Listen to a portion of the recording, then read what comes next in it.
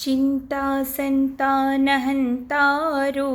यत्पादाम्बुजरेण्वः स्वीयानां तानि चाचार्यान् प्रणमामि मुहुर्मुहुर् यदनुग्रहतो जन्तु सर्वदुःखातिगो भवेत् तमहं सर्वदा वन्दे श्रीमद्वल्लभनन्दनम् अज्ञानतिमिरान्धस्य ज्ञानाञ्जनशलाकया चक्षुरुन्मिलितं येन तस्मै श्रीगुरवे नमः नमामि हृदये शेषे लीलाक्षीराब्धिशायिनं लक्ष्मीसहस्रलीलाभिर्सेव्यमानं कलानिधिं चतुर्भिश्च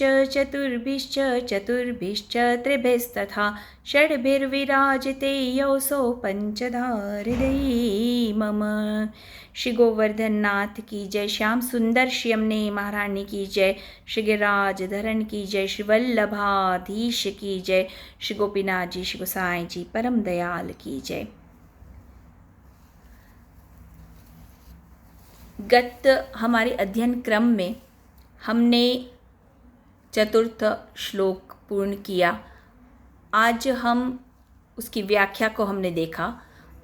चतुर्थ श्लोक ही श्री वल्लभ ने वर्णन समधर्मन कियो, उद्बोधन श्री कृष्ण ही कृष्णा, अलंकार श्लेषण दियो, सप्तपदन सो वर्णन ऐश्वर्य वीर्य यश श्री ज्ञान शुटि वैराग्य धर्म षष्ठ ही पुनः सप्तम धर्मी जान। या प्रकार सर्वांश में रूप एकता सिद्ध 202 करी पुष्टि प्रतीत प्रसिद्ध। प्रभु का स्वरूप और श्री यमुना जी का स्वरूप एक समान है। श्री यमुना जी में प्रभु के ही समान सर्वगुण धर्म है। उसे हमने चतुर्थ श्लोक की व्याख्या में समझा। प्रभु का स्वरूप, भगवान का स्वरूप, उनमें विद्यमान जो 6 गुण हैं एवं धर्मी यानी स्वयं उनके स्वरूप द्वारा इस प्रकार से 7 प्रकार का वर्णित है। हम जानते हैं कि इस प्रकार से 7 प्रकार का प्रभु का 6 धर्म और स्वयं आप धर्मी स्वरूप प्रभु स्वयं हैं।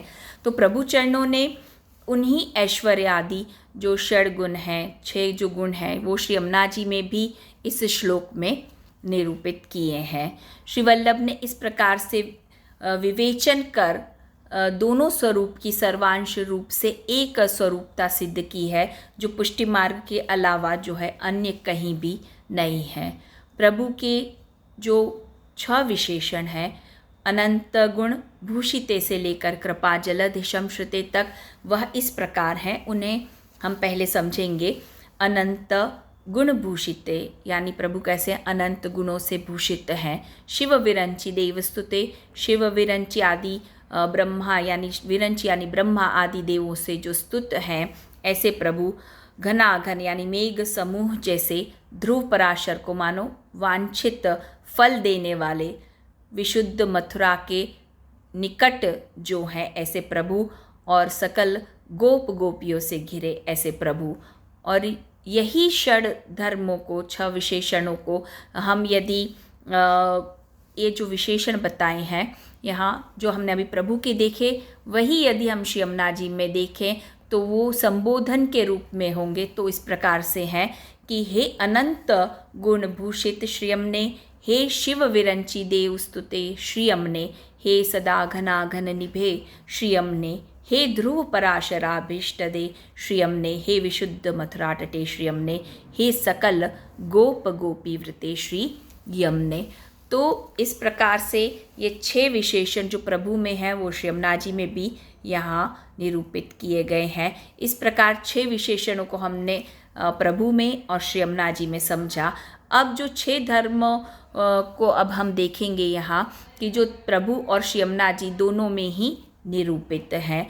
तो वो कौन, जो अनंत गुण भूषित से लेके कृपा जलधि शमश्रुते तक जो धर्मी और धर्म है वो इस प्रकार से हैं। तो उन्हें हम यहाँ समझेंगे। अनंत गुण भूषिते में कौन सा धर्म निरूपित है? ऐश्वर्य धर्म।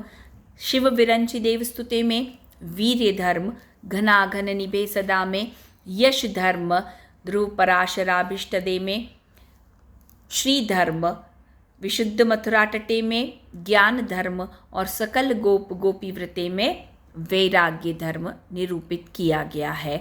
तो इस प्रकार 6 विशेषणों सहित 6 धर्मों का निरूपण करने के बाद अब भगवान प्रभु और श्री यमुना जी के धर्मी स्वरूप का निरूपण श्री आचार्य चरण यहाँ कृपा जल दिशम श्रुते शब्द से बता रहे हैं।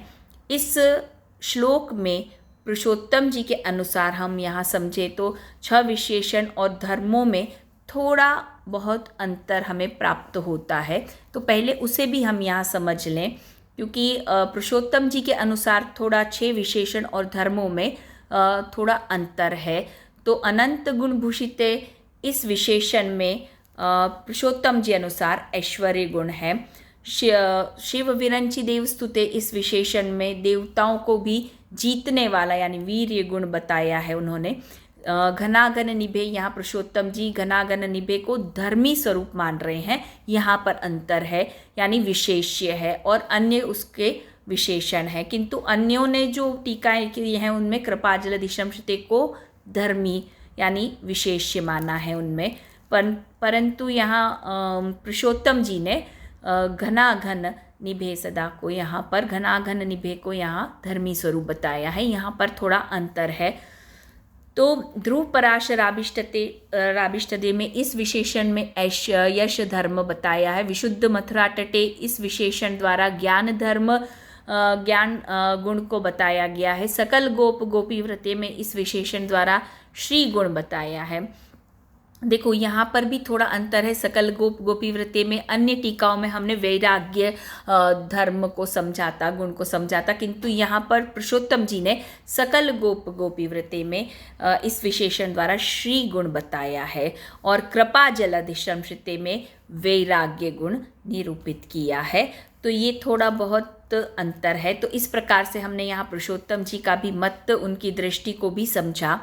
अब आगे यहाँ इस चतुर्थ श्लोक में जो ऐश्वर्य है वो कौन सा ऐश्वर्य बताया है। हर एक श्लोक में एक एक ऐश्वर्य निरूपित है श्री यमुना जी का। तो चतुर्थ ऐश्वर्य वह है दाता अनायास श्री यमुने प्रभु संबंध सुखार, जीव को बिना प्रयास भगवत संबंध कराना, ये चतुर्थ ऐश्वर्य श्री यमुना जी में है इस चतुर्थ श्लोक में। इस प्रकार से ये 4 श्लोकों में श्री यमुना जी का स्वरूप एवं गुण बता दिए गए हैं। अब हम इस श्लोक की पद संगति को, जो 41 पद अनुसार हम हर बार करते हैं, तो इस अनुसार इस श्लोक पद संगति होगी, क्या होगी उसे हम थोड़ा समझ लें। ये श्लोक की पद संगति जाएगी पद संख्या 36 से। ऐसी कृपा कीजिए लीजिए नाम श्री यमुने जगवंदनी, गुण न जात काहुगिनी, जिनके ऐसे धनी सुंदर श्याम, देत संयोग रस, ऐसे पीयू है जो बस सुनत तिहारो सुत जस, पूरे सब काम कृष्णदासनी कहे, भक्त हित कारणे, श्री यमुने एक छिन नहीं करे विश्राम। तो ये पद संगति होगी पद संख्या 36 से कृष्णदासनी जी के पद से। यहाँ कृष्णदास अधिकारी गाते हैं एक पंक्ति के, कृष्ण तन वर्ण गुण धर्म श्री कृष्ण के, कृष्ण लीलामयी कृष्ण सुख कंदिनी। उसी को श्री महाप्रभु जी श्री यमुना जी महारानी जी के कृष्ण समरूप गुण और धर्म का वर्णन करते हुए यहाँ कह रहे हैं अनंत गुण भूषिते। यहाँ श्री यमुना जी के ऐश्वर्य धर्म को प्रकट कर रहे हैं। और पद संगति में पद पंक्ति यहाँ पर आएगी गुण न जात काहुगिनी, उसमें यहाँ ऐश्वर्य धर्म का निरूपण है इस पंक्ति में। आगे भानु नंदिनी के, रवि नंदिनी के वीर्य धर्म को प्रकाशित करते हुए आचार्य चरण शिव विरंची का देवस्तुते श्लोक पंक्ति, उसकी संगत यहाँ कृष्णदासनी जी के पद से जो होगी वो इस प्रकार से होगी, श्री यमुने जगवंदनी। तो यहाँ पर वीर्य धर्म आएगा। ब्रह्मा जी और महादेव शिव इस जगत के देवता हैं और वह श्री यमुना जी की क्या कर रहे हैं, स्तुति कर रहे हैं। तो स्तुति करते होने से यहाँ रवि नंदिनी के वीर्य धर्म को निरूपित किया गया है। तो यहाँ पर शिव विरंची देवस्तुते श्लोक पंक्ति होगी और श्री यमुने जगवंदनी यह होगी पद पंक्ति। आगे श्लोक पंक्ति घनाघन निभे सदा में श्री यमुना जी के यश धर्म का विस्तार है। घनाघन निभे का एक अर्थ है कि गाढ़ मेघ के जैसे कांति वाले श्री यमुना जी हैं।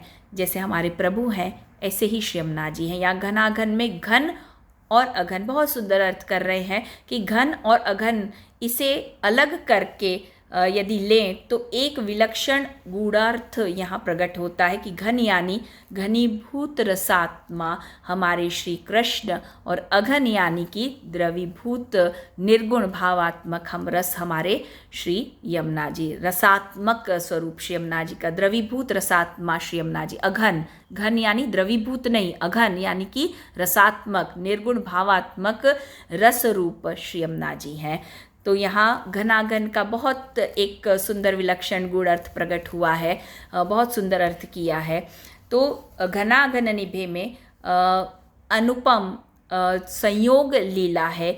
इसी गूढ़ार्थ का प्रकट दर्शन कराते हुए कृष्णदासी जी पद में कह रहे हैं कि दे तो संयोग रस ऐसे पीयू है जो बस। आगे ध्रुव पराशराभीष्ट दे में कृष्ण और कृष्णा यानी कि श्री यमुना जी के श्री धर्म के प्रगट दर्शन यहाँ कराए हैं। श्री महारानी जी के सानिध्य में भगवान ने ध्रुव और पराशर जी आदि को ज्ञान आदि समृद्धि का दान किया। तो ऐसे उनके जो स्वामी हैं श्याम और श्यामा, उनके श्री के वैभव की क्या गाथा गाई जाए। तो ऐसे भक्त मनोरथ पूरी का श्री यमुना जी के लिए कृष्णदासी जी पद में कहते हैं सुनत तिहारो सुजस पूरे सब काम। अब आगे विशुद्ध मथुरा तटे में श्री ठाकुर जी प्रभु और श्री यमुना जी के कौन से धर्म का निरूपण आ रहा है, ज्ञान धर्म का वर्णन किया है।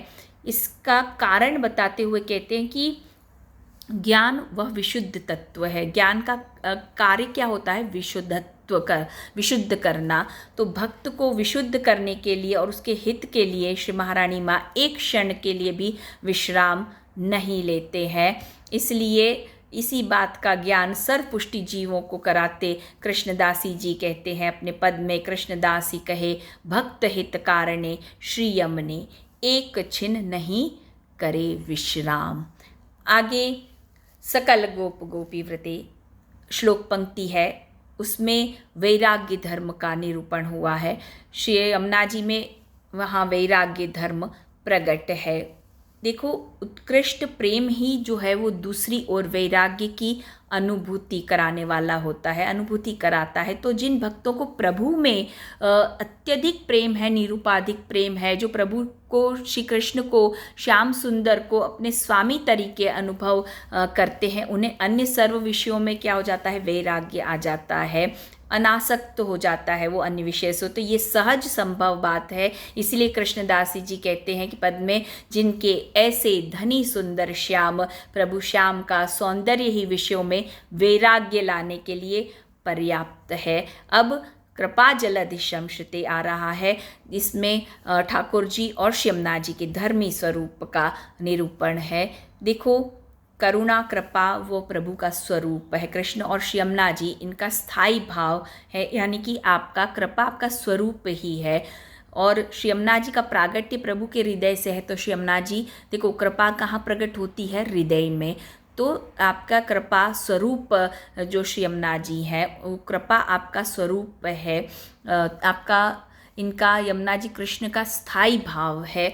तो उसके अन्य धर्मों को प्रभु लीला अनुसार देखो प्रकट करते हैं। बाकी जो अन्य धर्म होते हैं उनको तो प्रभु जो है वो अपने जो जैसी जैसी लीलाएं प्रभु करते हैं, जिस धर्म की जहाँ आवश्यकता होती है लीला में वहाँ प्रकट करते हैं, अन्य समय प्रभु नहीं प्रकट करते हैं। तो अन्य जो धर्म है वो हमेशा नहीं होते, स्थायी नहीं है, किंतु कृपा व स्थायी भाव है। इसलिए पद के आरंभ में ही करुणा